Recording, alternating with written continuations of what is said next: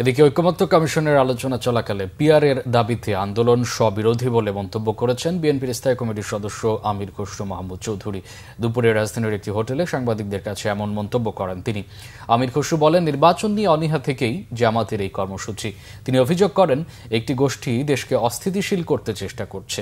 জনগণের ম্যান্ডেট না নিয়ে নিজেদের স্বার্থে এভাবে আন্দোলন করলে শহীদদের আত্মত্যাগের প্রতি অসম্মান দেখানো হবে বলেও মন্তব্য করেন বিএনপির স্থায়ী কমিটির এই সদস্য।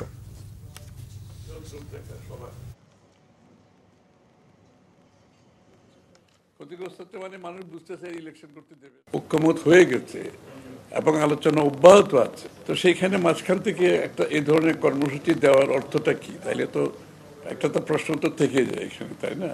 এখনো আলোচনাই শেষ হয় নাই, এর মধ্যে কর্মসূচি দিয়ে তারা দেশের মানুষকে কি বোঝাতে চাচ্ছে? ঐক্যমত হতে হবে। বাংলাদেশের মানুষ যেখানে রায় দেবে, বাংলাদেশের মানুষ যেগুলোতে ম্যান্ডেট দেবে, সেটাই হবে আগামী দিনের বাংলাদেশ।